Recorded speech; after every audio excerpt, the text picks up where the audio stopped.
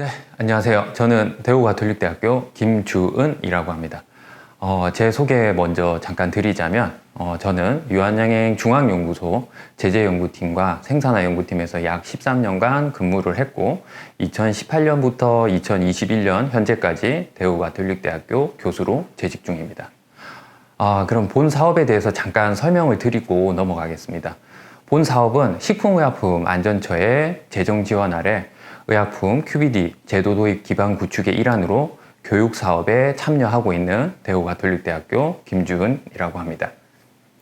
제가 먼저 설명드릴 내용은 의약품 개발 단계에서의 QBD 적용 방안에 대해서 설명드리고자 합니다. 우선 목차에 대해서 말씀드리겠습니다. 챕터 1에서는 QBD 개론에 대해서 설명을 드리고 챕터 2에서는 의약품 개발 단계에서 어떤 식으로 QBD를 적용할지에 대해서 설명드리도록 하겠습니다. 우선 챕터 1, QBD란 Quality by Design이라는 이름으로 명명되어 있는데 의약품을 어떤 식으로 설계를 해서 품질을 유지할 수 있는지에 대한 내용입니다. 먼저 그 QBD에 대해서 설명드리기 전에 의약품의 3대 필수 요소에 대해서 먼저 설명드리고 넘어가도록 하겠습니다. 우선 안정성과 유효성에 대해서는 굉장히 강조가 되고 있고 저희가 허가 자료를 낼 당시에는 안정성, 유효성, 그리고 세 번째 필수 요소인 품질까지 제형 설계랑 제조 공정에 관한 품질에 대한 이슈들이 다 확립이 되어야 됩니다. 우선 그 QBD란 사용 기간 동안 의약품의 안정성과 효력을 지속적으로 확보하고 보장하는 것이 의약품의 3대 요소이자 의약품에 대한 모든 필수 요소가 되는 상황입니다. 이때 단순하게 의약품의 기준을 유지하는 게 아니라 단순하게 스페시피케이션만 유지하는 퀄리티 바이 테스팅, QBT라고 부르죠. QBT를 유지하는 게 아니라 제조 과정에서부터 컨트롤도 중요하지만 의약품 설계에서부터 소비자한테 전달돼서 사용되는 모든 일련의 과정들이 다 포함되어 있는 것을 QBD라고 말씀드리고 싶습니다. 자, 우선 의약품 개발 과정을 전체적으로 먼저 설명을 드리고 넘어가도록 하겠습니다. 제형 설계가 들어가고 조성을 선정해서 제조 공정 파트와 대량 생산까지 모든 일련의 과정들이 이렇게 순차적으로 진행해야지만 의약품이 제조가 될 텐데 우선 먼저 제형 설계에 대한 부분부터 먼저 설명을 드리겠습니다. 제형 설계에서는 물리화학적 특성을 파악을 하고 주성분의 안정성에 대해서 확인을 합니다. 그런 다음 생물학적 특성 파악을 하고 타겟 프로덕트 프로파일을 설정해서 제형을 어떤 식으로 선정을 하고 그 이후에 투여 경로, 투여 방법에 대한 설정을 실시를 하게 됩니다. 그 이후 투여 용량을 5mm나 10mm, 20mm든 여러 가지 투여 용량에 따라 설정을 하고 그 이후에는 주성분과 부영제 간의 컴파터빌리티 테스트를 통하게 됩니다. 그 이후 제형 개발에 대한 주요 인자를 결정을 한 이후에 조성 선정이 이루어지게 됩니다. 자, 그렇게 조성 선정이 이루어지게 되면 주성분에 대한 규격을 설정을 하게 되는데 이때 이 API에 대한 입도, 그 다음에 밀도, 그 다음에 결정형이 무정형이냐 결정형이냐에 따라서 주성분의 규격을 설정하게 됩니다. 그 이후 부영제를 선정할 때 앞에 나왔던 API하고 부영제의 컴파터빌리티 테스트를 통해서 부영제를 선정하고 그 다음에 우리가 일반적으로 얘기하는 R&D 자료에 낼 수 있는 원약 분량, 원료약품 및 분량을 결정하게 되고 제조 방법을 확립을 해서 기준 및 시험 방법을 개발하게 됩니다. 그 이후 간이적으로 안정성 평가를 실시를 해서 용출 평가와 PK 평가, 인비트로, 인비보 평가를 통해서 조성 선정이 완료가 되게 됩니다. 그 이후 제조 공정에 대한 흐름도를 먼저 선정을 하고 제조 설비 선정을 통해서 제조 공정 각 단계별 스페시피케이션을 설정을 하게 됩니다. 그 이후 공정 위험 요소 설정과 리스크 매니지먼트를 통해서 위험 수준에 대한 평가를 확립을 하고 제조 공정에 대한 전반적인 확립을 들어가게 됩니다. 그렇게 확립된 제조 공정을 가지고 제조 분석에 대한 기술 이전을 공장에다가 넘기게 됩니다. 그 이후 대량 생산에 대한 배지 사이즈를 선정을 하게 되는데 IBC에 들어갈 수 있는 양에 따라서 배지 사이즈를 선정을 할 수 있게 됩니다. 그 이후 제조 설비에 대한 적격성 평가, 그 다음에 PQ 배지에 대한 제조, 그 다음에 평가가 들어가게 되고, 이후 위험도 확인이랑 위험도 재설정을 통해서 이 공장 시스템 내에서 크게 문제가 없는지에 대해서 확립을 하게 됩니다. 그 이후 프로세스 밸리데이션이랑 클리닝 밸리데이션을 통해서 이 배지가 실제적으로 론칭이 될 수 있는 데까지 확립을 하게 되는데, 이 일련적인 R&D 사이트에서 일어나는 것들이 제형 설계, 그 다음에 조성 선정, 제조 공정 과정까지, 그러니까 제조 분석 기술 이전 전 과정까지가 들어가게 되고, 그 이후 매뉴팩처링 사이트에서 제조 공정에 대한 기술 이전을 통해서 대량 생산, 커머셜 배지에 대한 대량 생산이 매뉴팩처링 사이트에서 이루어지게 됩니다. 그 이후 그 일반적인 그 의약품 개발 과정을 다시 보시면, 프리클리니컬부터 전임상부터 임상 1상, 임상 2상, 임상 3상까지 이후 진행이 되게 되고, 그 이후 론칭이 일어나게 됩니다. 초기 임상용 제형 선정은 전임상부터 임상 1상까지 개발이 이루어지게 되고, 그 이후 임상 2상부터는 시판형 제형을 개발을 하게 되는데, 제네릭과 계량 신약 같은 경우에는 우선 API가 있으면 그 API에 대한 물리화학적 특성을 프리포뮬레이션 테스트를 통해서 먼저 확립을 하게 됩니다. 그런 식으로 프로덕트를 디자인하고 프로덕트에 대해서 최적화를 한 다음 다시 제조 공정에 대한 프로세스 디자인을 실시를 하게 됩니다.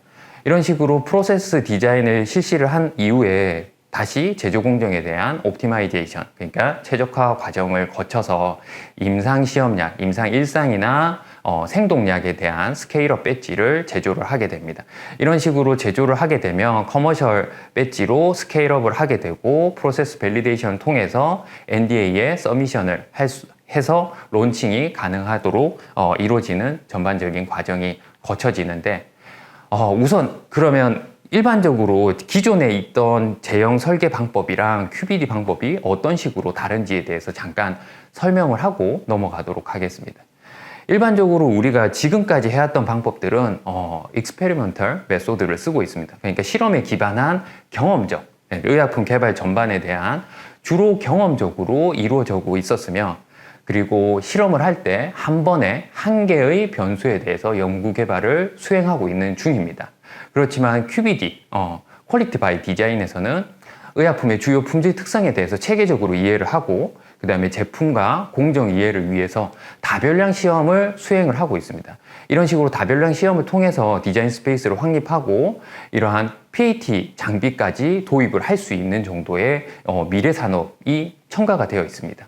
그 이후 제조 공정 같은 경우에도 기존 의약품 개발 과정에서는 제조 공정이 앞부분에 의약품 개발을 통해서 고정이 됩니다. 그리고 최초 실생산 배지에 대해서 밸리데이션만 실시를 하게 되는데, QBD에서는 앞부분에 나왔던 의약품 개발 전반에 대한 디자인 스페이스 내에서 범위 내에서 조정이 가능하고, 밸리데이션에 대해서 전주기적인 접근 방식을 활용해서 지속적인 품질, 공정, 확립이 가능하게 됩니다.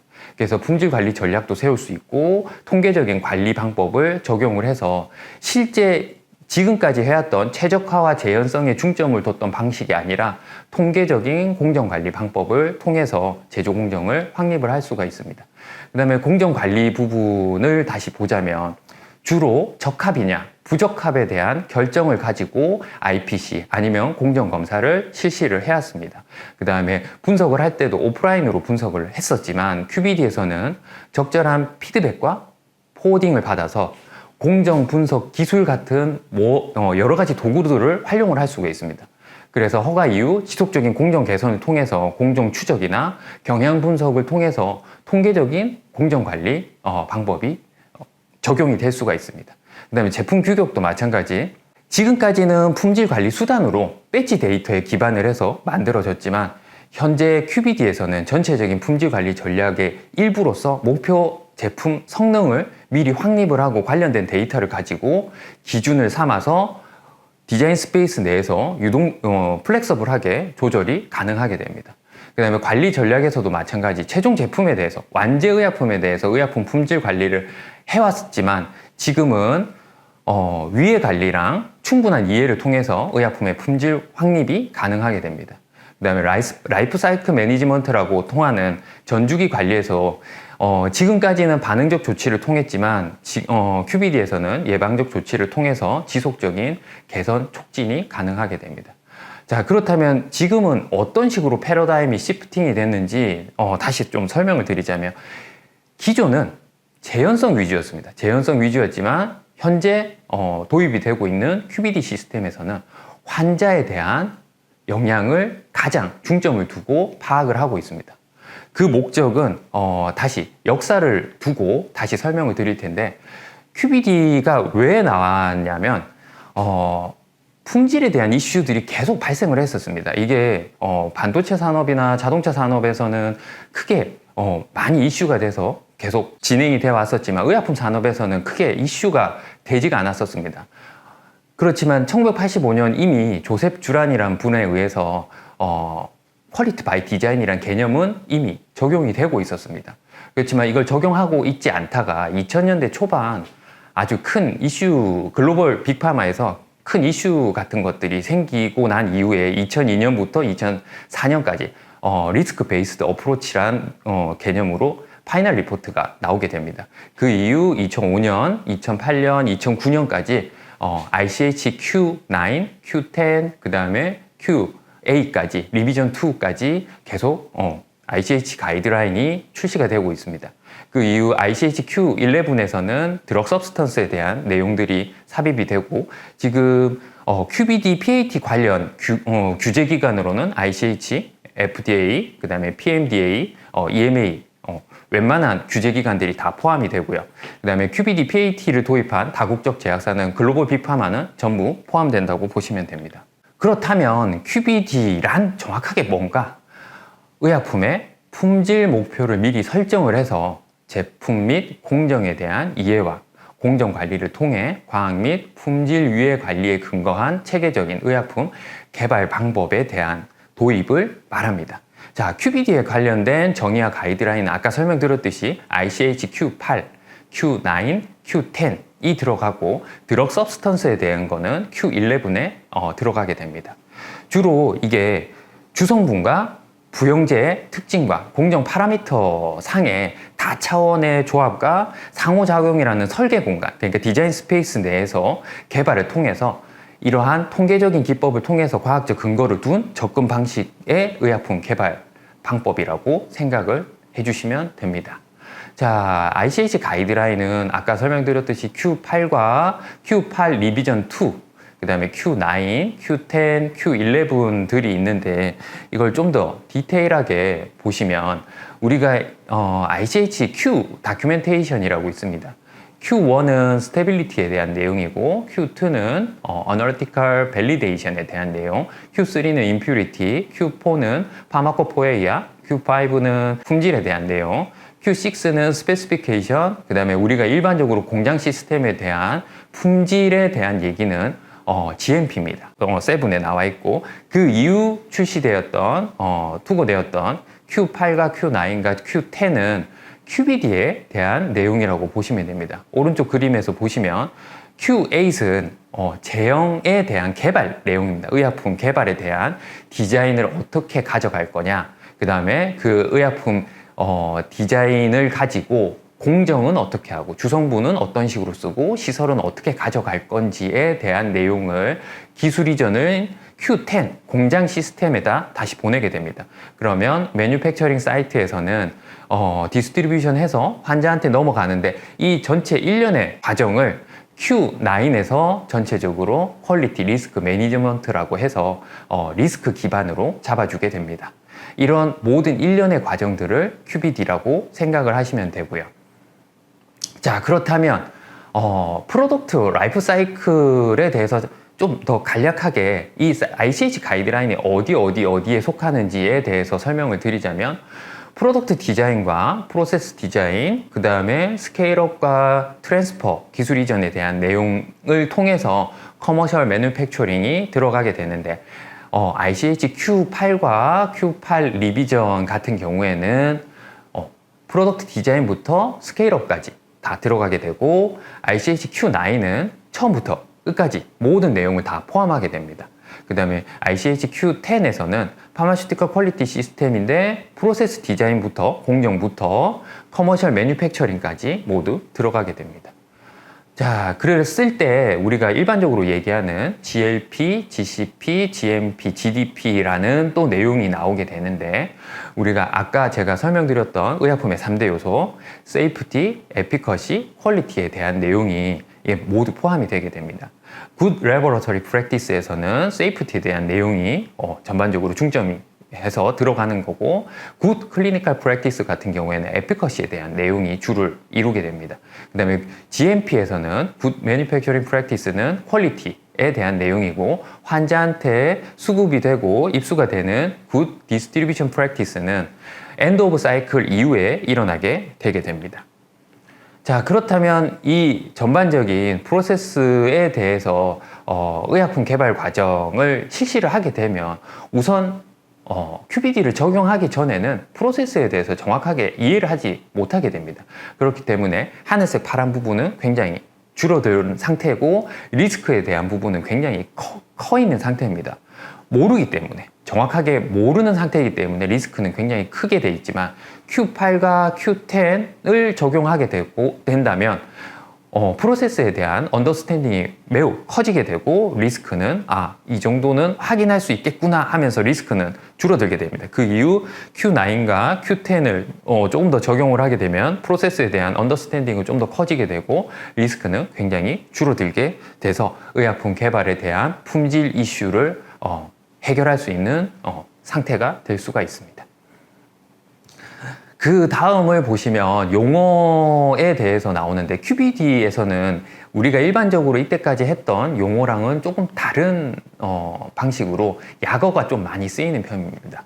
QBD, QTPP, CQA, CMA, CPP, DOE, DS, PAT 같은 용어들이 쓰이게 되는데 이게 일반적으로 FDA에 나와 있는 예시 모델을 지금 해석을 해 놓은 겁니다.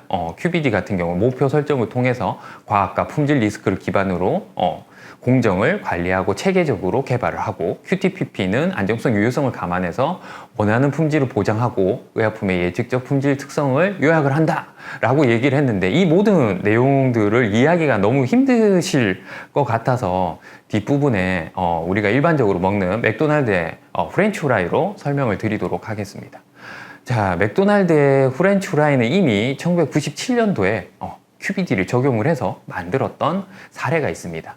우선 CMA부터 먼저 설명을 드리자면 맥도날드의 프렌치 후라이, 그러니까 감자튀김 같은 경우에는 미국에 있는 어떤 특정 지역에서 나오는 러셋 버뱅크라는 감자만 사용을 하고 있습니다. 이 감자를 보시면 굉장히 길고 맛이 좋고 품질이 우수합니다. 그래서 미국에 있는 어떤 지역에 100서클 이상 되는 농장을 맥도날드가 보유를 하고 있고 이걸 가지고 아주 품질 좋은 감자를 생산하고 있죠. 여기서 말하는 CMA라고 하는 거는 크리티컬한 매터리얼 어트리뷰트입니다. 물질에 대한 특성인 거죠. 아주 좋은 물질의 특성이 이런 감자구나 라고 이해를 하시면 되고 그 다음에 CQA라고 나와 있고 그 밑에는 그 다음에 그 밑부분에는 CPP라고 나와 있습니다.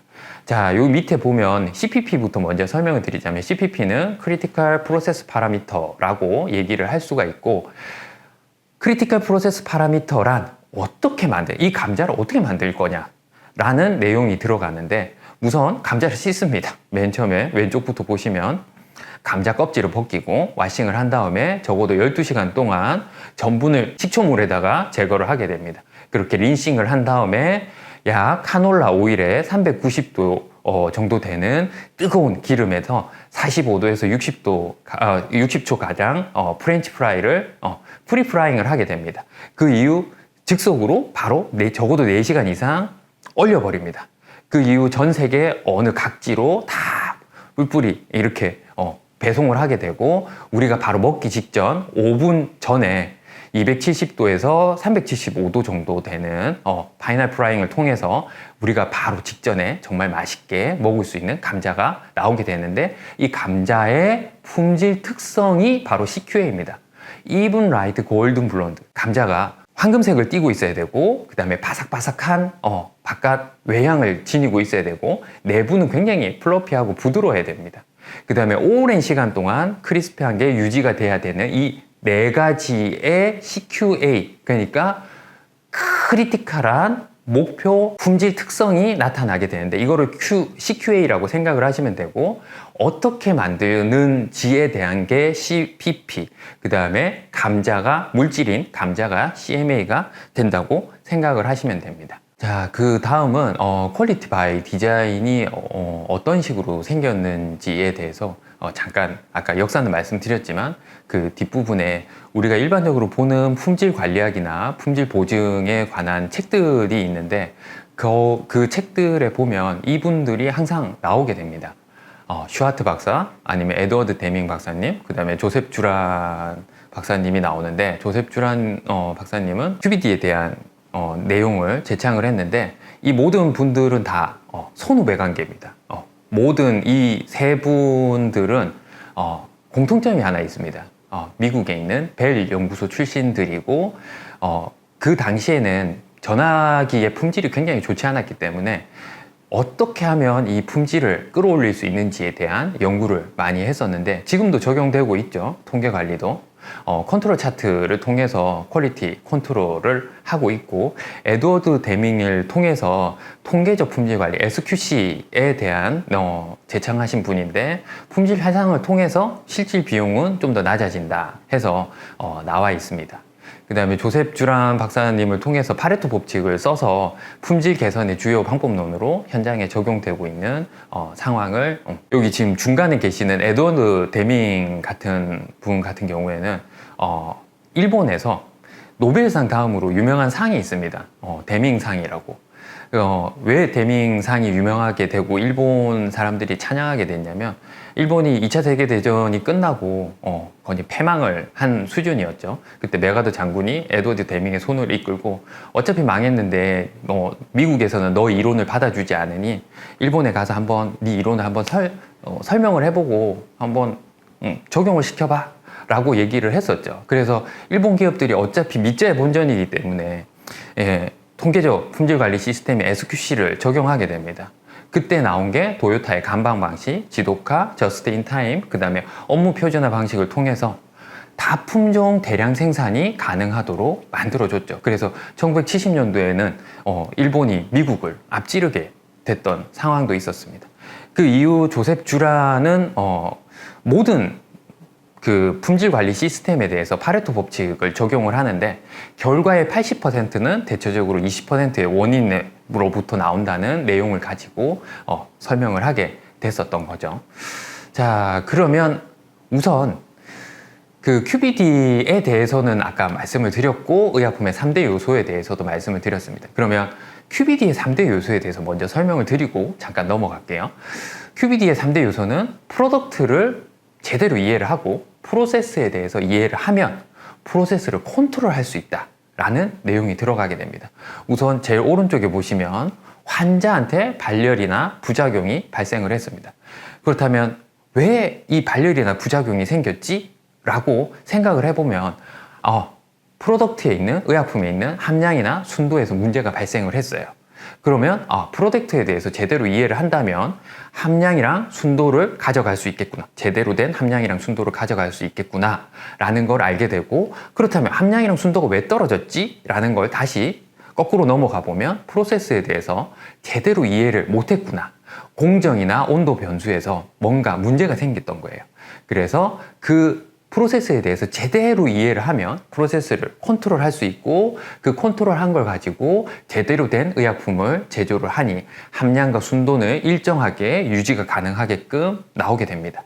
그러면 환자한테는 제대로 된 의약품을 공급을 할 수 있기 때문에 발열이나 부작용 같은 이런 문제점은 생기지 않게 되는, 이러한 일련의 품질에 대한 이슈들이 해결을 할 수 있게 된다는 게 QBD에 대한 적용 방안입니다. 자, 그 다음에 전반적인 스텝은 처음에 퀄리티 타겟 프로덕트 프로파일이라고 해서 타겟 프로덕트 프로파일을 먼저 설정을 하게 됩니다. 그 이후 크리티컬한 퀄리티 어트리뷰트를 설정하게 되고, 그 이후에 여기에 맞는 CQA에 맞는 프로세스 파라미터와 주성분과 부용제의 특성에 연결되어 있는 CQA를 마련할 수 있게끔 과정을 거치고, 그 이후 디자인 스페이스를 확립을 해서 관리 전략에 따라서 라이프 사이클 매니지먼트를 통해서 다시 넘어오게 되는 이 일련의 과정을 거치는데, 전반적인 QBD 시스템은 타겟 프로덕트 프로파일부터 시작을 하게 됩니다. 근데 이게 도대체 어떤 내용이야? 라고 물어보시는 분들이 많은데, 우리가 의약품을 먼저 열어보면 안에 인서트 페이퍼가 있습니다. 인서트 페이퍼의 내용이라고 생각하시면 됩니다. 인서트 페이퍼 내용을 보시면 투여 경로, 투약 형태, 용기는 어떻고, 쉘프 라이프는 뭐 24개월인지 36개월인지에 대한 내용들이 나와 있고, 그 밑에 보시면 크리티컬 퀄리티 어트리뷰트는 완제 의약품의 성적서라고 생각하시면 됩니다. 함량, 유효물질, 그러니까 화학적 특성, 결정형 입도, 물리학적 특성 같은, 아니면 부영제의 컴퍼터빌리티 결과들에 따른 그걸 어떻게 가져갈 건지에 대한 품질에 대한 특성입니다.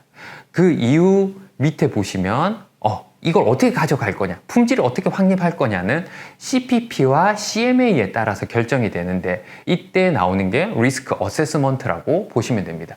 여기에 그냥 프로세스 파라미터들이 있을 거고 매터리얼 어트리뷰트들이 있는데 앞에 C가 붙습니다. 이 C는 크리티컬이라는 단어가 들어가게 됩니다. 크리티컬이라는 단어가 들어가게 되면 윗부분에 영향을 주게 되고, 다시 퀄리티 어트리뷰트가 여러 개가 있을 겁니다. 함량, 유효물질, 유기용매, 다양한 것들이 있을 텐데 앞부분에 크리티컬한 것들이 들어가게 되면 타겟 프로덕트 프로파일에 영향을 주게 됩니다. 이런 식으로 일련의 과정들이 전반적인 컨셉이라고 생각을 하시면 되고, 좀 더 쉽게 설명을 하자면 목표를 설정을 했어요. 타겟 프로덕트 프로파일을 설정을 했죠. 그러면 미리 의약품의 개발을 어떻게 할 건지에 대한 계획을 가지고 갈 겁니다. 그러면 원래 계획대로 피드백을 받았는데 이게 제대로 된 피드백을 받았나? 라는 걸 리스크 어세스먼트를 하는 거죠. 그렇게 해서 잘 디자인되어 있는 디자인 스페이스를 가져가면 일정한 퀄리티로 유지가 가능한 의약품이 생산이 되게 됩니다. 이러한 것들을 QBD라고 부르게 됩니다. 자, 그렇다면 QBD의 장점은 뭐가 있을까요? 불량품 발생률을 효과적으로 줄일 수가 있고, 제조 단가도 낮출 수가 있고, 그 다음에 제조 공정 중에 발생되는 불필요한 장치들의 가동화를 최소화해서 비용 절감을 할 수 있는 장점이 있습니다. 그 다음에 환자한테는 부작용이나 안전성, 유효성 문제를 제거를 해주고, 그 다음에 의약품을 과학적인 자료를 기반으로 체계화해서 구체적인 자료를 만들기 때문에 국제 규제에 허가를 낼 수도 있고, 유연하게 대처를 할 수 있는 상태가 되게 됩니다. 자, 그 이후에 보시면 QBD에 대한 예시 모델들이 굉장히 많이 나와 있습니다. 국내 QBD 예시 모델과 글로벌 QBD 예시 모델들이 나와 있는데, 미국에서 나와 있는 거, 그 다음에 일본에 나와 있던 예시 모델, 한국에서 나와 있던 예시 모델을 가지고 제가 좀 비교를 했습니다. 우선 미국에서 출시되었던 IR과 MR 정제에 대한 예시 모델을 보시면 DOE에 대한 횟수들이 굉장히 적고, DOE에 대한 횟수 및 종류들이 굉장히 한정적입니다. 이런 식으로만 개발을 하면 되겠구나. 맞습니다. 그렇게 가져가도 됩니다. 근데 우리나라에서 출판되어 있는 K 정제랑 K 캡슐에 대한 QBD 예시 모델은 굉장히 복잡하다고 얘기를 하고 있습니다. 그렇지만 이게 식품의약품안전처에서 굉장히 신경을 써서 개발이 되었다고 보시면 됩니다. 왜냐하면 굉장히 많습니다. DOE 포함 횟수도 한 200회, 그 다음에 K 캡슐 같은 경우에는 거의 300회 정도 돼 있는데, 저희가 실제 필요한 내용만 사용을 하고 필요 없는 내용은 삭제를 해도 됩니다. 실제 리스크 어세스먼트를 할 때 PHA랑 FMEA를 적용을 해서 실시를 하게 될 텐데, 리스크 어세스먼트를 할 때 문제가 없는 제조 공정 같은 경우에는 다 삭제를 해도 무방하기 때문에 이 모든 실험을 다 하라는 얘기가 아닙니다. 다 삭제를 해도 상관이 없다는 얘기로 받아들이시면 될 것 같습니다. 자, 그러면 일반적인 정제개발 모식도랑 QBD 예시 모델을 가지고 나와 있는 개발 모식도를 가지고 설명을 잠깐 드리자면, 여기서 먼저 과제 선정을 하게 되죠. 그 다음에 자료 조사를 하고 원료 수배를 해서 제재 시험 계획서를 쓰게 됩니다. 제재 시험은 약 100정에서 500T 분량으로 만들어서 부영제 선정을 통하고 제조 방법은 직타로 가져갈 건지 건식으로 가져갈 건지 습식으로 가져갈 건지 얘기를 하게 됩니다. 그 이후 제조 평가를 통해서 약 3종에서 5종 정도 처방을 가지고 제재 시험을 통해서 좀 더 스케일업을 합니다. 그래서 제재 평가를 통하고 안정성 시험, 그 다음에 허가 자료를 작성해서 제재 완료 보고서를 쓰면 끝나는 거죠. 이게 더 쉬운데 라고 말씀을 하실 거예요. 그렇지만 QBD가 굉장히 어렵고 다르다고 생각하실 텐데 사실은 일반적인 정제 개발 모식도랑 별반 다르지가 않습니다. 먼저 목표 설정을 하고 CQA를 만든다고 했지만 우선 자료조사와 원료 수배 모두 들어가는 내용들입니다. 그 다음에 첨가제 배합적합성 선정을 통하고 제조 공정도를 작성하는 부분도 마찬가지. 우리가 일반적으로 해왔던 과정입니다.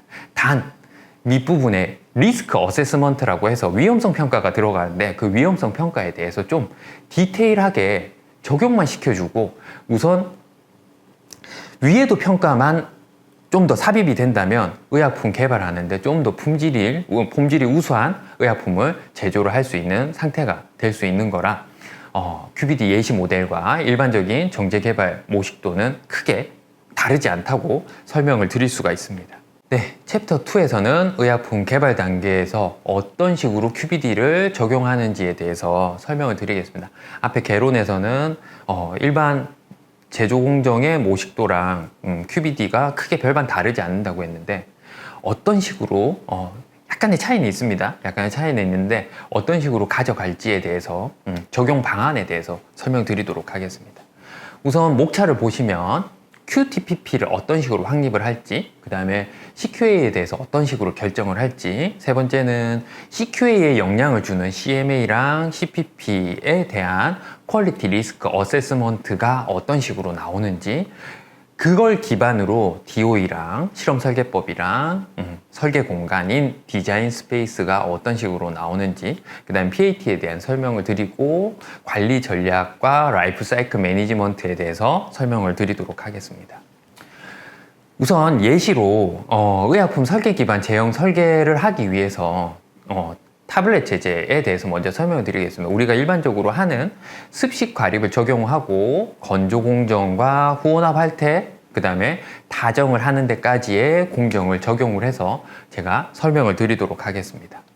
QTPP는 환자의 관점, 그 다음에 의사의 관점, 약사의 관점, 이 세 뷰포인트가 들어가야 됩니다. 자, 어떤 식으로 들어가냐면 여기서 퀄리티 바이 타겟 프로파일이라고 그 예시 모델과 아니면 FDA 사이트에서 나와 있고 ICH 가이드라인에 나와 있는 내용은 의약품의 품질 특성과 이상적인 목표로 하는 품질을 보장하는 것과 의약품의 세이프티, 에피커시를 고려하는 것이라고 얘기를 해놨는데 저도 처음에는 이 말이 어떤 걸 의미하는지 정확하게 이해를 못했습니다. 그렇지만 실상 QTPP를 뜯어보면 이건 의약품을 저희가 보통 의약품을 사죠. 의약품을 사면 의약품을 뜯었을 때 들어가 있는 의약품의 인서트 페이퍼라고 생각하시면 됩니다. 의약품의 인서트 페이퍼에는 적응증, 제형, 투여 경로, 용량, 약동학에 대한 내용들이랑 그 다음에 주의사항, 그 다음에 사용기간, 포장 및 용기에 대한 내용들이 들어가 있습니다. 자, 그러면 이 QTPP 요소들이 앞부분에 들어가 있고 그러면 목표에 대한 내용들이 들어가 있습니다. 적응증은 본태성 고혈압이고 제형은 400mg 이하의 속방이 되는 나정이라고 가정을 할게요. 그 다음에 투여 경로는 경구투여입니다.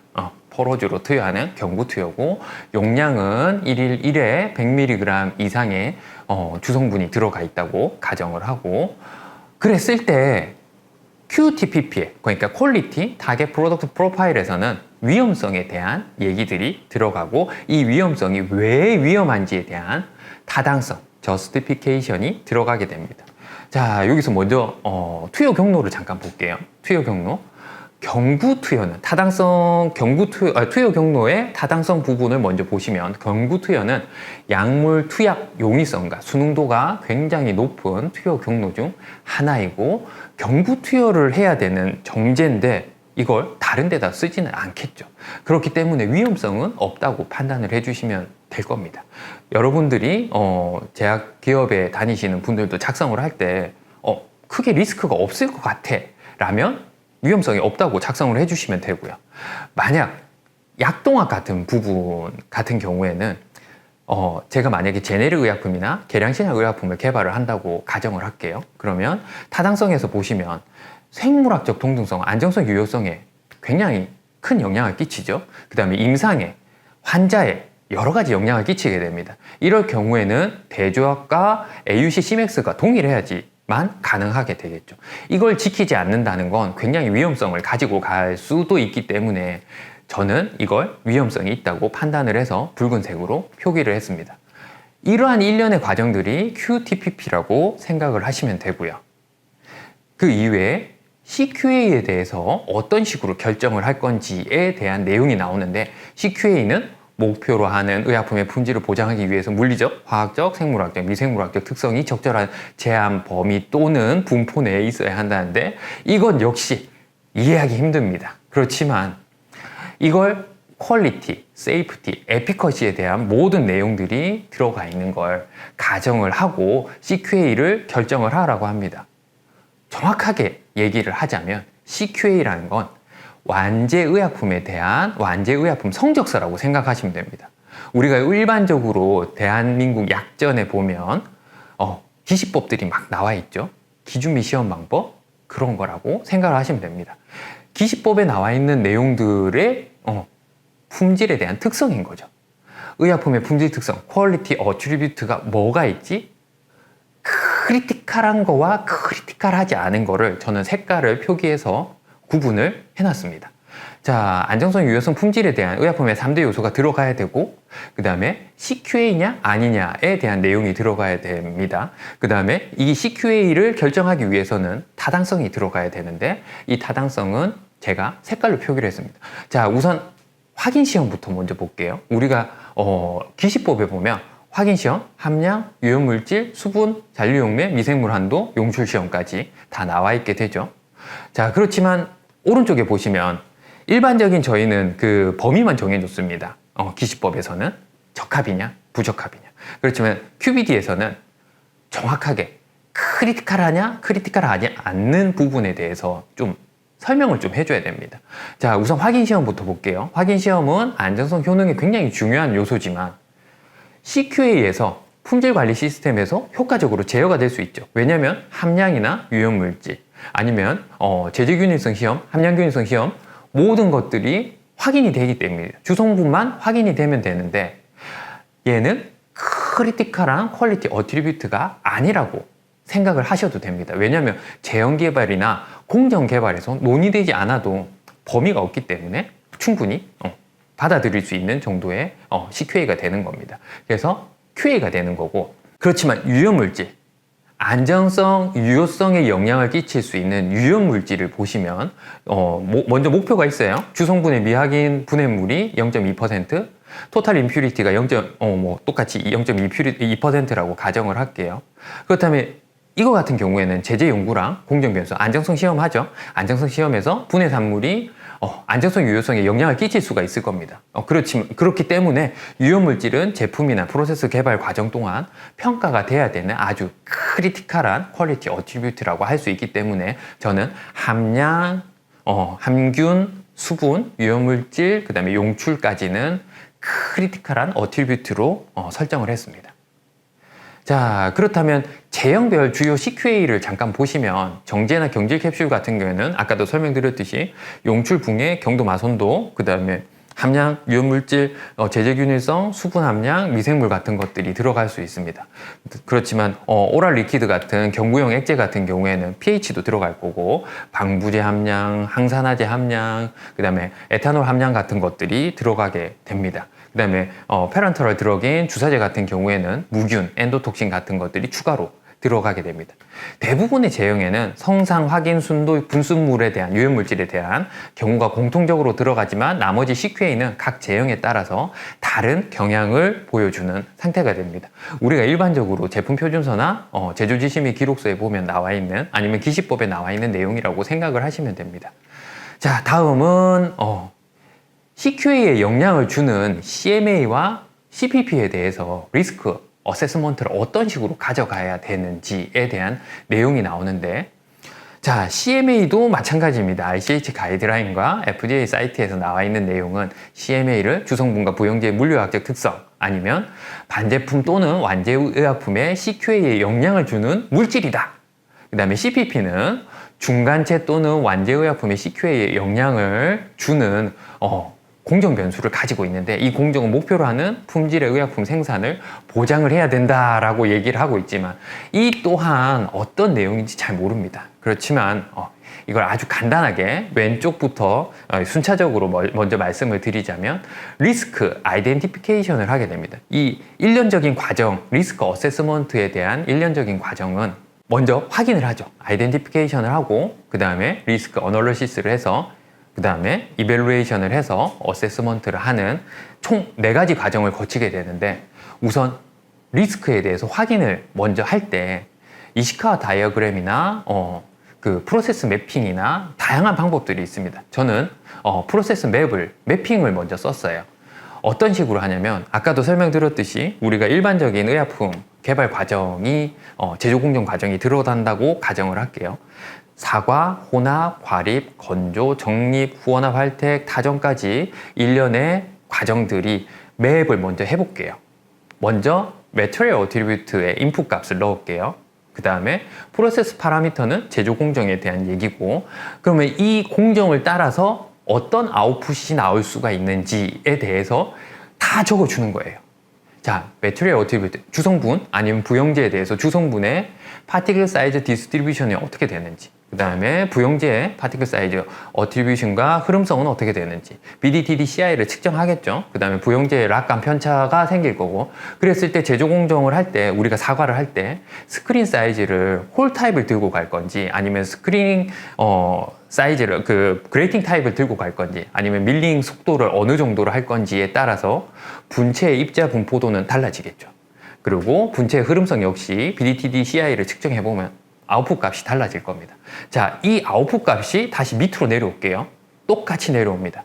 자, 이게 다시 인풋 값이 되고 다시 혼합을 했을 때 어떤 식으로 혼합을 할 거냐 블렌딩 타입을 어떤 식으로 쓸고 그 다음에 분체 투여 순서는 어떻게 할 건지 회전 속도, 회전 시간에 따라서 어떤 식으로 나올 건지 아웃풋 값이 나올 겁니다. 그럼 다 혼합을 했으니까 혼합물의 함량과 혼합물의 혼합도가 다시 X 값이 되고 다시 또 과립에 대한 일련의 과정 또 일련의 과정들을 다 거치게 되는 프로세스 맵을 작성을 해주시게 됩니다.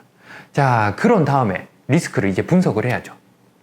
우선 API에 대해서 먼저 분석을 할게요. API라는 건 주성분이죠. Active Pharmaceutical Ingredient에 대해서 먼저 매트릭스 분석을 해볼게요. 자, 이거를 PHA라고 부르기도 하고 매트릭스 분석이라고 부르기도 합니다. PHA란 Preliminary Hazard Analysis라고 부르고 여기서는 우선 CQA를 먼저 잡을게요. 성상, 함량, 함균, 유해물질 용출에 대해서 이 주성분이 입도, 흐름성, 수분, 잔류용매, 용해도에 따라서 어떤 식으로 리스크가 있는지 먼저 확인을 해봅니다. 제조 공정에 초기 위해 평가를 하는 거예요. 이 물질에 대한 초기 위해 평가를 해서 각 칸마다 위해도가 높고 중간이고 낮음을 먼저 평가를 합니다. 여러 부서에서 모여야 되겠죠. 제형, 그 다음에 분석팀, 그 다음에 품질관리, 품질보증팀에서 다 얘기를 오고 가면서 우선 작성을 해봅니다. 자, 이때 가장 광범위하게 받아들일 수 있는 정도의 위험이면 초록색, 그 다음에 약간 중간 정도의 위험성이면 노란색, 그 다음에 받아들일 수 없을 정도고 리스크를 줄이기 위해서 추가 연구가 필요하다 라고 할 때는 빨간색으로 제가 표기를 해서 봤더니 이 API 같은 경우에는 입도가 굉장히 용출에 영향을 끼칠 것 같아요. 그 다음에 용해도에도 입도가 영향을 주니까 당연히 용해도에도 영향을 끼칠 거다라는 걸 우선 가정을 하게 됩니다. 그렇지만 나중에 제조공정 위해 평가 갱신을 하게 되면 다 삭제를 하셔도 됩니다. 크게 위험성이 없다 하면 다 삭제를 하고 다음 단계로 넘어가시면 됩니다. 자, 이 API에 대한 피지컬 프로퍼티랑 케미컬 프로퍼티에 대해서 나누고 그 다음에 이 테이블을 한번 만들어 볼게요. 이 테이블은 FMEA라고 부릅니다. 페일러 모드 이펙트 어널리시스라고 해서 PHA에서 나왔던 이 러프한 위해도를 가지고 그 수치값으로 다시 환산을 한다고 생각을 하시면 됩니다. 자, FMEA를 가지고 우리가 점수를 한번 매겨볼게요. CMA라고 해서 우리가 여러 가지 MA들이 있을 거예요. 솔리드 스테이트 폼이냐, 입자 분포도냐, 흐름성이냐, 수분이냐, 잔류 용매나 용해도냐, 뭐 다양한 것들이 MA로 갖추고 있을 텐데, 저는 점수를 매겼어요. 점수를 매겼더니 실패할 수 있는 모드가 뭐냐? 만약에 다른 결정형이고, 그 다음에 입자 분포도가 굉장히 넓어요. 파티클 사이즈 디스트리뷰션이 굉장히 넓고, 그 다음에 흐름성이 굉장히 안 좋을 때 혼합 공정에서 불균일한 혼합을 유발할 수도 있고, 낮은 혼합물의 혼합도로 유발을 하게 된다면 퀄리티에 굉장히 손상을 유발할 수가 있을 겁니다. 그 다음에 입자 분포도에 따라서 낮은 용해도의 약물이 나오게 되면 의약품에서 용출에 영향을 줄 거고, BA나 에피커시에 손상을 유발하게 돼서 이런 것들을 제가 점수를 한번 매긴다고 가정을 하고 IPN을 한번 설정을 했어요. IPN이라고 하는 거는 리스크 프라이어티 넘버라고 해서 점수를 매기는데 PSD, SOD 다양한 방법들이 있습니다. 저는 PSD 방법으로 먼저 IPN을 점수를 확립을 해봤어요. P라고 하는 거는 probability, 확률이에요. 그 다음에 severity는 심각도, 그 다음에 D는 detectability, 검출되는 정도. 자, 이걸 1점부터 4점까지 먼저 얘기를 할 수가 있고, P라고 하는 거는 가능성이 낮을 때는 1점, 그 다음에 굉장히 확률 빈도가 높을 때는 4점, 그 다음에 심각도가 있을 때는, 심각하지 않을 때는 1점, 극단적인 정도일 때는 4점, 이런 식으로 detectability랑 severity, 그 다음에 probability에 대한 것들을 다 점수화해서 RPN을 다 곱해요. 그러니까 P에 4점이 나오고 그 severity에 4점, 그 다음에 detectability에 2점이 나오면 총 합이 RPN 점수가 32점이 나왔어요. 입자 분포도에서는 48점이 나오고, 흐름성도 48점이 나왔고, 나머지 수분에서는 12점, 12점, 24점밖에 나오지가 않았어요. 자, 그러면 저는 정했어요. 30점이 넘어갈 때는 리스크 프라이어티 넘버가 리스크를 대비를 해서 실험 설계나 DOE 등의 주요한 조치를 해야 된다고 가정을 했어요. 그렇기 때문에 30점이 넘는 거는 가져와요. 리스크 어세스먼트라고 해서 API에 대한 크리티컬한 매터리얼 어트리뷰트는 뭐다? 아까 점수가 30점이 넘어갔던 솔리드 스테이트 폼, 그 다음에 파티클 사이즈, 플로우 프로퍼티를 세 가지를 결정을 했습니다. 자, 이런 식으로 가져가고, 그러면 그 이후에는 어떻게 해야 될까요? API랑 부영제 간의 1대1로 배합 적합성을 실시를 하게 되죠. 50% 믹스를 하게 되는데 주성분과 부영제를 1대1로 믹스를 하게 됩니다. 그래서 DSC랑 XRD로 먼저 확인을 해서 크게 이슈가 없으면 추천할 수 있는 부영제, 만약에 이슈가 있으면 인터랙션이 있는지 임퓨리티 테스트를 다시 해보게 됩니다. 그랬을 때 시그니피컨트한 좀 주요한 브레이크다운이 생기면 대체할 수 있는 부영제를 다시 찾게 됩니다. 자, 이런 식으로 저 같은 경우에는 부영제, 붕해제, 활택제, 결합제, 가용화제까지 다양하게 제형 개발을 위해서 나열을 해놓습니다.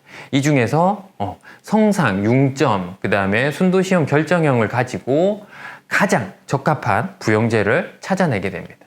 그렇게 했을 때 저 같은 경우에는 MCC랑 전화 전분, 그 다음에 붕해제 같은 경우에는 크로스포비돈, 활택제 같은 경우에는 컴프리톨 888, 그 다음에 결합제 같은 경우에는 HPC가 선정이 됐는데 어떤 식으로 실험을 하냐. 우선 DSC 결과 가지고 먼저 확인합니다. XRD도 확인을 하고, 그 다음에 순도 시험을 했을 때, 자, 부영제에서 가장 안정적인 게 어떤 거냐를 가지고 테스트를 하는데 우선 DSC 결과를 가지고 확인을 하죠. 자, 아까 5개 나와 있던 마니톨, 락토즈, 그 다음에 MCC, 전화 전분 같은 이런 것들을 먼저 DSC를 이니셜과 2주, 4주를 다 찍어봤어요. 그랬을 때 마니톨 같은 경우는 주성분과 반응성이 있었어요. 픽이 왼쪽으로 시프팅이 됐고, 락토즈 같은 경우에는 거의 막 20도 정도 시프팅이 되면서 발열 픽이 이중으로 겹쳐요. 그렇지만 MCC 같은 경우에는 픽 위치 변화가 없었고, 전화 전분 역시 픽 위치 변화가 없습니다. 자, 그렇다면 제가 선정할 수 있는 거는 MCC와 전화 전분, 그 다음에 붕해제에서도 마찬가지. 다시 예를 들어서 보여드리자면 컴파터빌리티 테스트를 통해서 소듐 스타치 글라이코레이트랑 소듐 크로스 카멜로사 액티솔 같은 경우에는 픽이 12도 가량 시프팅이 됐어요. 그렇지만 크로스 포피돈 같은 경우에는 발열 픽이 흡열 픽이 사라지긴 했지만 그래도 픽 위치 변화가 크지 않아요. 그래서 붕해제로 쓸 수 있는 거라고 판단을 했고 유연물질 테스트를 통해서 선정을 하게 되는 거죠. 자, 이런 식으로 익스피언트에 대해서도 테스트를 합니다. 자, 앞에 결과가 나와 있기 때문에 부용제에 대해서 희석제, 결합제, 과립화제, 붕해제, 계면활성제, 윤활제, 안티 어드헤런트, 활tek제까지 다양한 것들을 가지고 테스트를 하게 됩니다. 이때 CQA에 영향을 줄 수 있는지 없는지를 다시 쭉 나열을 하게 됐을 때 결합제, 과립화제, 붕해제 같은 경우에는 용출에 굉장히 받아들일 수 없을 정도의 영향이 생기는 걸로 PHA에서 확인이 되고 FMA 테이블에서도 마찬가지 결합제 양이랑 붕해제 그 다음에 계면활성제 양이 크리티컬한 매처럴 어트리뷰트로 확인이 됐어요. 여기서도 마찬가지로 PSD가 4점, 4점, 2점 나오니까 RPN 점수가 거의 30점이 넘어갔어요. 아, DOE를 해야 되구나. 주요한 조치가 필요한 물질임을 알 수가 있게 된 거죠. 그래서 결합제, 붕해제, 계면활성제를 CMA로 잡은 겁니다. 자, 그 이후 CPP가 들어가야죠. 이제 Manufacturing Process에 대한 여러 가지 과정들이 들어갈 건데 우선 직타 FBG 유동층 과립, 그 다음에 건식 과립, 습식 과립 중에서도 하이시어 믹서를 써서 테스트를 하기 위해서 우선 매트릭스 분석을 쭉 해봤어요. 그랬을 때 제가 최종적으로 선정이 된 건 습식 과립법이에요. 습식 과립으로 만든다고 똑같이 얘기를 드리고 CPP를 보시면 사과, 과립 제조, 건조, 정립, 후원합, 그 다음에 타정까지 들어갔을 때 과립 제조와 타정, 그 다음에 후혼합에서 크리티컬한 이슈가 발생할 수 있다는 거를 예측이 좀 됐었어요. 다 PSD에서 RPN 점수가 거의 30점, 40점 가까이 되는 경우를 확립을 했기 때문에 그 부분을 가지고 저는 이 습식 제조를 할 때 과립물의 생산 가능성이랑 타정물의 용출 시간이 증가된다는 게 문제가 생길 거고 그런 식으로 용출 시간이 증가가 된다면 BA랑 에피커시에 분명히 손상을 유발한다고 가정을 했기 때문에 RPN 점수가 굉장히 높게 나오게 됐었습니다. 그래서 최종적으로 프로세싱 파라미터에서는 습식, 그 다음에 건조, 후혼합, 타정이 크리티컬한 프로세스 파라미터로 설정을 했고 그걸 가지고 DOE를 해야 되는데 그 이후에 나오는 DOE라는 거는 디자인 오브 익스페리먼트라고 부릅니다. 실험 설계법이라고 부르고 실험 계획법이라고도 얘기를 합니다. 자, 실험의 체계적인 디자인인데 아웃풋에 의해서 Y 값에 의해서 중요한 변화를 일으키는 것을 주로 인풋 값으로 X 값으로부터 나온다. 그다음에 체계적이고 신속하게 모든 잠재적 요인을 평가해서 X 값과 Y 값의 상관관계를 결정한다라고 했는데 이런 식으로 얘기를 하면 알아듣기가 좀 힘듭니다. 그래서 좀 더 쉽게 설명하자면 실험을 할 때 우리가 일반적으로 실험하는 방법은 OPET이라고 불러요. One Factor Error Time. 그렇지만 실험 계획법에서는 실험을 미리 계획을 해요. 해결하고자 하는 문제에 대해서 실험을 어떻게 행하고 데이터를 어떻게 가져가고 통계적 방법으로 데이터를 분석을 하면 최소의 실험 횟수로 최대의 정보를 얻을 수가 있죠. 실제적으로 그렇습니다. 저도 처음에는 이거를 신뢰를 하지 못했는데 실제 써보시면 굉장히 다릅니다. 실험 설계를 먼저 요인을 준비를 해요. 그 다음에 선별을 하고 최적화를 해서 통계 결과를 확인하는 과정들이 거쳐지게 되는데 주요 용어를 보자면 X 값이 있어요. X 팩터예요. 실험 인자를 X 값으로 가져가고 리스판스는 Y 값입니다. 각 인자의 실험 설정치, 그 다음에 이런 것들을 수준이라고 하고 이걸 좀 더 쉽게 설명하자면 예를 들어서 제가 설명을 드릴게요. 자, 우선 의약품을 제조할 때 타정 공정이에요. 그 위에 상펀치가 있고 하펀치가 있고 파우더 혼합물이 피더를 통해서 혼합물이 나오게 됩니다. 그러면 예압을 주는 프리 컴프레션 롤러에 의해서 예압을 주고 메인 컴프레션 롤에서 꿍 하면서 찍겠죠. 그러면서 정제가 나오게 될 거예요. 자, 그 타정 조건의 예를 보시면 X1은 예압, X2는 본압, X3는 타정 속도, Y1은 마손도, Y2는 경도라고 가정을 하고 볼게요. 자, 요인은 x1, x2, x3예요. y값은 반응값은 y1, y2예요. 그 다음에 범위, 우리가 실험을 하는 범위는 뭐 만약 그걸 레벨이라고 불러요. 10rpm으로 할 거냐, 20rpm으로 할 거냐, 40rpm으로 할 거냐 이렇게 했을 때 10, 20, 30, 40이면 4레벨. 만약에 두 개만 할 거다. 10rpm과 40rpm 할 거다. 2레벨. 이런 식으로 가정이 되는 거죠. 디자인 오브 익스페리먼트, 그 DOE라는 거는 우리가 일반적으로 실험하는 오펫이라는 거는 여기서 보시듯이 원 팩터 에러 타임이라고 불러요. 우리가 보통 습식 가립을 한다고 가정을 할게요. 습식 가립을 막 돌려요. 2분, 4분, 6분, 8분을 했는데 4분이 제일 좋았어요. 자, X 값을 잡았어요. 그 다음에 Z 값으로 갔을 때, 자, 2분, 4분, 8분 했을 때, 결합액의 양을 넣어요. 그랬을 때 결합액의 양이 20ml, 30ml, 40ml, 50ml 있으면 30ml이 제일 가장 좋았어. 그럼 또 위로 가요. 그때 과립의 단단하기 정도 아니면은 온도에 따라서 조금 온도를 바꿀까? 아니면 건조 온도를 바꿀까? 그래서 건조 온도를 바꾸는 걸 Y 값이라고 할게요. 그때 건조를 10분을 하고 30분을 하고 50분을 하고 70분을 할게요. 그랬을 때 50분이 제일 좋았어요. 자, 그렇게 해서 했는데 나중에 용출 데이터를 보니까 이게 범위가 어디가 됐는지 정확하게 잘 모르겠는 거예요. 그렇지만 DOE라는 거는 다별량 변수로 끝점을 다 잡아요. 그러니까 전체 범위에 대해서 가진 낮은 레벨과 높은 레벨을 가지고 테스트를 하기 때문에 전반적인 범위가 나오게 됩니다. 오페처럼 미궁에 빠지는 게 아니라 전반적인 낮은 범위부터 높은 레벨까지 모든 실험을 끝부분을 다 해주기 때문에 한 번의 실험으로 모든 범위를 다 잡을 수 있는 거예요. 그래서 나온 방법이 실험 설계법의 종류를 보시면 완전 요인 설계, 스크리닝 실험 설계, 반응 표면법, 그다음에 반응 표면법 하면은 중심 합성 설계랑 박스뱅킹, 혼합물 설계는 심플레스 격자, 심플레스 중심이 있는데 이 부분은 나중에 다시 공부를 좀 해보시길 바랍니다.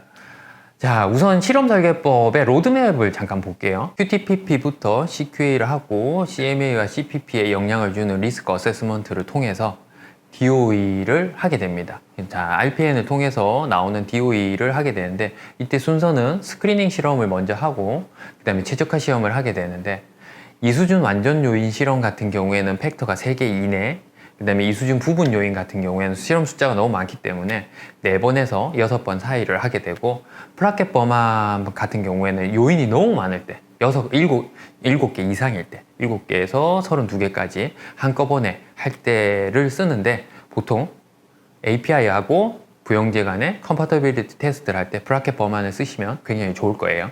그 다음에 최적화를 할 때는 우리가 이미 많이 알고 있는 정보를 가지고 요인 설계, 반응 표면, 혼합물 설계를 실시를 하면 되고 3수준 요인 설계는 팩터가 2개일 때, 그 다음에 2수준 부분 요인 설계에 대해서는 팩터가 3개 이상일 때, 그 다음에 반응 표면 설계를 굉장히 많이 쓰실 거예요. 우리가 공정을 할 때는 반응 표면 설계를 많이 쓰고 혼합물 설계는 제형 설계를 할 때 굉장히 많이 쓰게 될 겁니다. 중심 합선 설계 같은 경우에는 그 팩터가 2개에서 6개는 중심 합선 설계, 박스 뱅킹 같은 경우에는 3개에서 5개 사이, 그 다음에 혼합물 설계 같은 경우에는 심플레스 격자, 중심 설계 제한 조건에 혼합물 설계까지 2개에서 6개까지 팩터가 있으면 그걸 가지고 Y 값을 찾을 수가 있습니다. 자, 제가 먼저 설명드릴 DOE 프로그램은 굉장히 다양한 게 있습니다. 디자인 엑스퍼트부터 시작해서 JMP 거, 사스에서 나오는 JMP, 그 다음에 미니텍, 이레텍에서 나오는 미니텍까지 다양하게 있는데 저 같은 경우에는 미니텍부터 먼저 설명을 드릴게요. 사실 근데 실제 쓰는 이 프로그램에서 쓰는 그 내용은 별로 없습니다. 파일 편집, 데이터 계산, 통계 분석까지 가는 이 미니탭이라는 프로그램, 통계 프로그램에서는 통계 분석 파트에서 실험 설계법 파트 하나만 있어요. 거기서 요인, 반응 표면, 혼합, 다구치 설계까지 있는데 좀 더 확대해서 볼게요. 통계 분석에 나와 있는 실험 설계법 안에 들어가고 요인, 그러면 요인을 가지고 요인 설계 생성을 할 겁니다. 그 밑에 쭉 4번째 보시면 요인 설계 분석을 하고 분석 이후에 요인, 그림, 입방채도, 등고선도, 표면도까지 다 클릭만 해주시면 돼요. 클릭만 해주면 우리가 이때까지 실험했던 모든 내용에 대해서 범위가 나와요. 범위가. 반응 표면도 마찬가지예요. 아까 제가 그 로드맵에서 말씀드렸던 팩터가 3개냐, 4개냐, 5개냐에 따라서 다 틀릴 텐데 반응 표면을 만약에 쓰신다고 하면 반응 표면도 똑같아요. 설계 생성을 하고 설계 분석을 한 다음에 요인 그림, 등고선도, 표면도, 그 다음에 Y값이 2개 이상이면 중첩 등고선도를 써서 디자인 스페이스를 하시면 됩니다. 자, 그 다음에 혼합물 설계. 혼합물 설계도 똑같아요. 혼합물 설계도 생성하고 그걸 가지고 분석을 합니다. 그 다음에 요인 설계, 반응 궤적도, 등고선도, 표면도까지 방식은 똑같아요. 그걸 가지고 터셔너리 다이어그램으로 확인을 하죠. 다구치 설계도 마찬가지.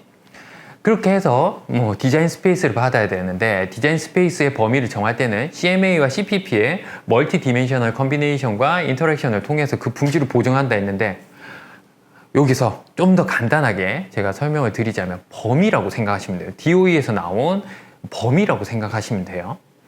자, 그 이후에 아까 제가 설명드린 RPN, CMA와 CPP를 가지고 나왔던 이 범위들을 가지고 DOE를 하고 디자인 스페이스를 한번 간략하게 설명을 드릴게요. 습식 과립에서 저희가 아까 잡았던 것들은 결합제, 붕해제, 그 다음에 CPP까지 재립 시간이라고 가정을 할게요. 자, 습식 과립에서 저는 면 중심 합성 설계법을 썼어요. 왜냐면 직선성이 안 나오고 곡면성이 나왔기 때문에 반응 표면 설계 중에서도 면 중심의 중심 합성 설계를 썼어요. 막스 뱅키는 써도 되는데 좀 더 범위를 가운데 점을 확인하고 싶어서 면 중심 합성 설계를 썼고, 총 횟수는 20회 분량이 돼요. 자, 20번에 딱 실험만 한다면 모든 이 실험에 대한 범위를 다 결정을 할 수가 있습니다. 자, 우선 팩터는 아까 말씀드렸듯이 바인더, 디스인테그런트, 니딩 타임이 되고, 보통 우리가 쓰는 범위인 결합제의 양인 4%, 7%, 10%, 그 다음에 붕해제의 양인 1%, 3%, 5%, 그 다음에 재립 시간인 2분, 4분, 6분을 가지고 테스트를 해봤습니다. 그랬을 때 CMA랑 CPP에 대한 걸 넣어줘요. 아까 나왔던 이 부분의 테이블에 제가 넣었어요. 넣으면 자동적으로 실험 설계를 해줘요. 이때부터는 저희가 바보가 돼서 얘가 실험 설계를 해준 대로 실험을 하면 됩니다. 바인더 4%, 디스인테그런트 1%, 니딩 타임 2분이라면 그걸 가지고 경도, 마선도, 붕해, 용출에 대한 결과값들을 실험을 해서 넣습니다. 모든 20번의 실험을 해서 결과값들을 넣게 되면 각 요인에 대한 쿼드라틱 모델에 대해서 예측 방정식들이 나오게 되고 X값에 대한 함수들이 나오는 거죠. 자, 이때 반응 표면 설계 분석을 해요. 그랬을 때 P-밸류에서 크게 문제가 없고 적합성 결여에서 문제가 없다. 이 0.05%가 다 이내라면 분산 분석은 다 만족하는 결과고, 적합성 결여가 있냐 없냐를 물었고 적합성 결여가 있다가 아니라 없다고 0.05가 넘어갔기 때문에 다 만족하는 수준이라고 생각하시면 됩니다. 이런 식으로 반응 표면 설계 분석을 하고 모형을 최적화해서 클릭 하게 되면 요인 그림이 나오게 됩니다. 자, 파레토 차트랑 그 다음에 그 잔차, 그러니까 오차에 대해서 결과값들이 나와요. 그러면 그걸 가지고 요인 그림을 평가를 해보면 어떤 게 효과가 있는지 나오죠. 바인더가 이렇게 좀 더 이렇게 세로로 되면 영향이 있는 거고, 가로로 돼 있으면 영향이 없다고 생각을 하시면 됩니다. 자, 이런 걸 가지고 다시 또 클릭을 해요. 그러면 등고선도에 대한 데이터들이 나오고, 아까 말씀드렸던 Y1, Y2, Y3, Y4에 대한 모든 데이터들이 다 나오게 되는 거죠. 자, 그런 식으로 해서 표면도도 클릭하면 바로 나오게 됩니다. 자, 이런 식으로 클릭해서 나온 모든 통계 프로그램에서 나온 데이터의 값들을 넣어줘요. 리스판스 값들의 범위를 딱 제가 원하는 CQA의 범위를 넣어준다고 가정을 할게요. 그러면 Y1 하드니스 값은 경도가 9.5에서 12.7, 그 다음에 마손도는 0.15%를 넘지 않아야 되고, 붕해는 10분 이내에 완료가 됐으면 좋겠고, 용출 값은 30분에 90% 이상이 됐으면 좋겠어요 라는 걸 해주면 중첩 등고선도를 통해서 디자인 스페이스가 나오는 겁니다. 아주 간단하게 범위가 나오는 거죠. 모든 4가지 y 값에 대한 공통 분모가 나오기 때문에 그걸 디자인 스페이스라고 생각을 해주시면 되고요. 맨 처음에 제가 넣었던 값들은 날리지 스페이스 영역이 되고 3가지 공통 분모에 대한 값들은 디자인 스페이스 값이 됩니다. 그리고 컨트롤 스페이스는 커머셜라이징을 할 동안, 그러니까 작업자가 실제 컨트롤 할 수 있는 영역이에요. 끝단과 끝단과 끝단을 쓸 수는 없기 때문에 실제 작업자가 쓸 수 있는 영역을 컨트롤 스페이스 영역이라고 생각하면 되고, NOR이라고도 Normal Operating Range라고 해서 NOR이라고 부르기도 해요. 자, 다음 유독 그 건조를 할 때 FBD를 썼어요. FBD를 썼을 때도 마찬가지 요인이 2개고 수준이 3개라서 완전 요인 3의 제곱, 완전 요인 설계를 해서 2가지 요인 값들로 40도, 60도, 80도까지 드라잉을 해봤어요. 그 다음에 노출되는 시간이 30분, 60분, 90분까지 테스트를 해서 나왔었는데, 여기서도 나오는 이 범위가 이런 식으로 LOD와 임퓨리티를 만족하는 레인지가 나왔었죠. 그 다음에 후혼합 할 때도 마찬가지예요. 블렌딩 할 때 블렌딩 속도랑 블렌딩 시간에 따라서 넣어줬을 때 똑같이 3의 제곱 완전 요인 설계를 실시를 했고, 똑같이 블렌딩 스피드랑 블렌딩 타임에 대한 값들이 자동적으로 설계가 됩니다. 이런 식으로 CQA에 대한 값들이 나오게 되면 쿼드라틱 모델에 의해서 예측 방정식이 나오고 요인 설계 등고선도 표면도가 나타나고 거기에 만족하는 레인지, 그러니까 디자인 스페이스 값들이 나오게 되는 거죠. 자, 타종 공정에서도 마찬가지예요. 타종 공정은 조금 디테일하게 설명을 드릴게요. 크리티컬 프로세스 파라미터인 타종 공정에서 컴프레션 포스, 다정압이랑 타정 속도를 2가지 메인 CPP로 잡았어요. 그랬을 때 다정압 얼마를 눌러서 다정을 하고 몇 RPM으로 돌렸을 때 제대로 된 범위가 나오는지 중심합선 설계법으로 해봤어요. 총 13번의 실험이 들어가게 되고 그 13번의 실험 동안 Y 값인 CQA 값들을 다 분석을 해서 넣어주게 됐습니다. 자, 그랬더니 Y1, Y2, Y3, 그러니까 Y1 Probability, Y2 그 용출값, 그 다음에 컨텐츠 유니포미티까지 3가지 값들에 대해서 우선 반응 표면 설계 분석을 했어요.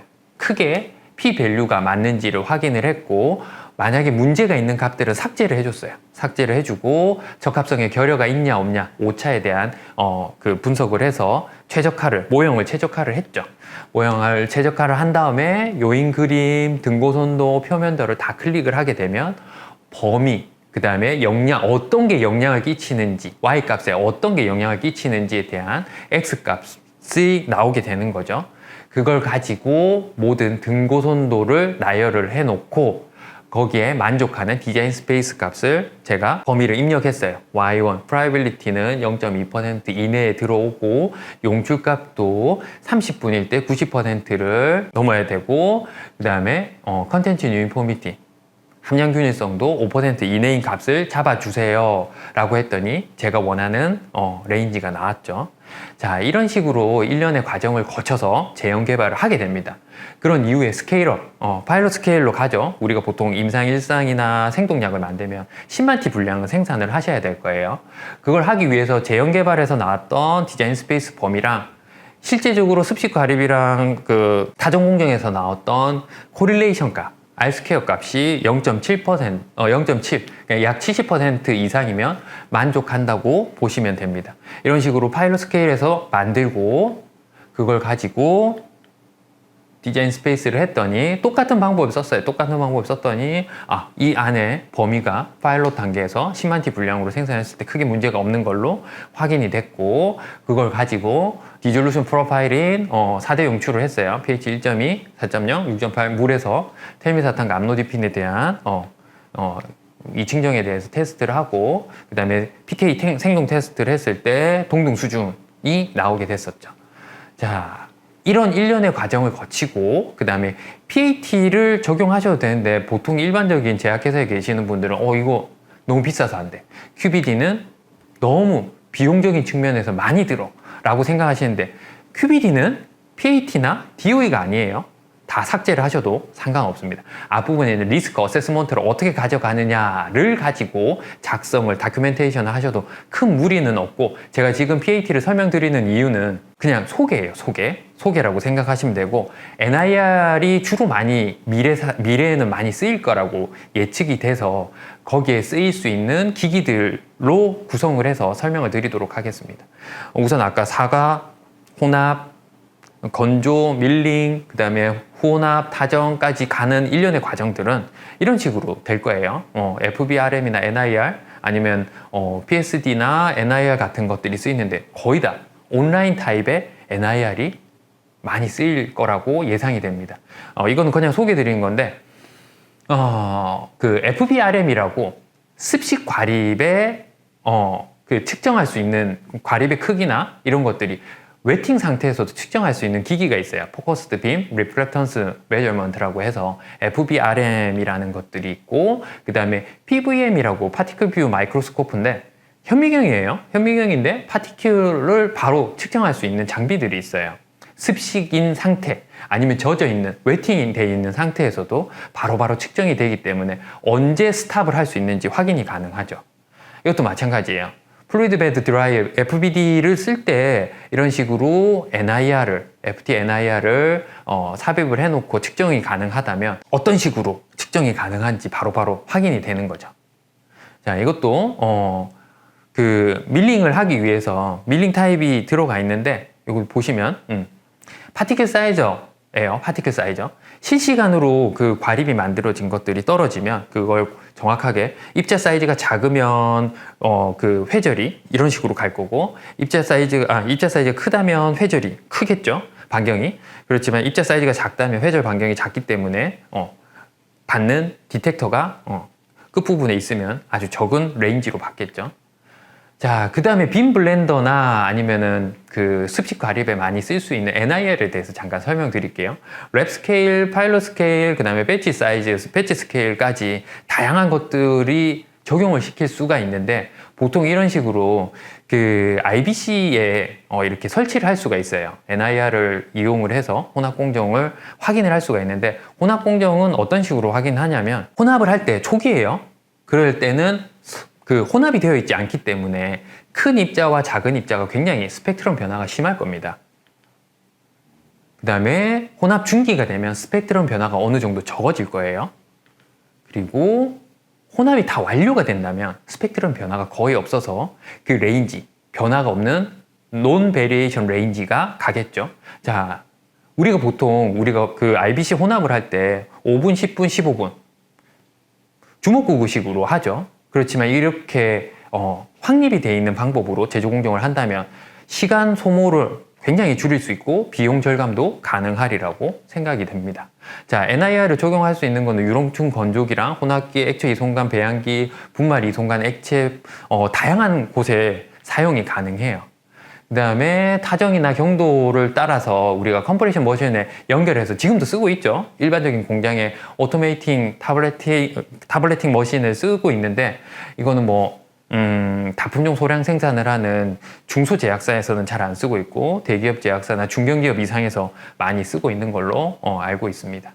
자, 그래서 관리 전략을 가져가야 되죠. 관리 전략은 CMA랑 CPP를 나눌 수가 있고요. CMA와 CPP를 제어하기 위해서 플랜딩된 세팅 값들을 확인을 해야 된대요. 그렇지만 실제적으로 우리가 크리티컬 매터리얼 어트리뷰트를 가지고 확인한다고 가정을 할게요. 여러 가지 부형제들이 있을 거예요. 주성분도 있을 거고, 부형제들 우리가 앞에서 다 실험을 했어요. 제형 설계, 제조 공정 연구에서 굉장히 많은 연구를 해왔어요. 그걸 가지고 실제적으로 랩 스케일, 그 다음에 파일럿 스케일에서 우리가 임상약을 생산하거나 했어요. 그 다음에 커머셜 스케일로 넘어가야 되는데, 커머셜 스케일로 DOE를 해버리면 20배지? 말이 안 됩니다. 너무 많아요.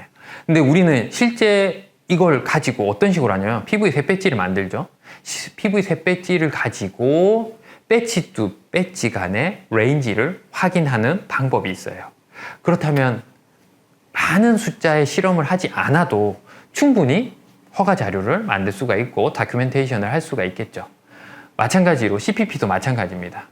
우리가 사과 습식 관리, FBD 정립, 보호나 발택, 타정까지 모든 일련의 과정에서 랩 스케일에서 모든 걸 다 확인했어요.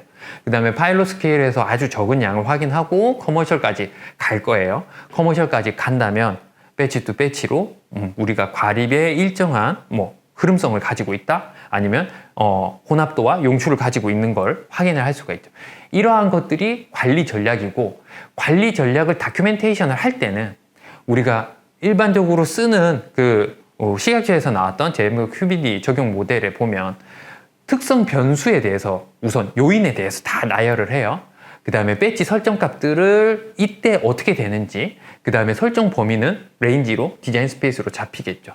자, 그랬을 때 관리는 어떤 식으로 PAR로 가져갈 건지, 아니면 NOR로 가져갈 건지, 아니면 DS 스페시피케이션으로 가져갈 건지에 대해서 얘기를 하면 모든 관리 전략이 확립이 되겠죠. 자, 모든 것들은 다큐멘테이션이에요. 우리가 규제기관인 식품의약품안전처에 허가 자료를 낼 때 우리는 일반적으로 제형 설계랑 제조 공정에 대한 모든 내용들을 다 작성을 하게 됩니다. 그때 좀 디테일한 부분은 CTD에 작성을 해요. CTD에 작성을 할 때도 좀 디테일하게 막 쓰죠. 그 부분들이 좀 더 리스크 어세스먼트 개념이 좀 더 가미가 됐다고 생각을 하시면 됩니다. 자, 라이프 사이클 매니지먼트도 마찬가지예요. 라이프 사이클 매니지먼트. 우리가 일반적으로 계속 측정을 하고 측정을 하면 지속적인 품질이 계속 올라가겠죠. 자, 지금 GMP에서는 인풋 값이 베리에이션이 있어요. 그 다음에 고정되어 있는 프로세스랑 그 다음에 고정되어 있는 프로세스를 계속 가져가기 때문에 아웃풋 값이 베리에이션이 생길 수가 있어요. 그렇지만 QBD에서는 베리에이션 되는 인풋 값을 넣더라도 프로세스를 변동성 있게 가져갈 수 있는 거예요.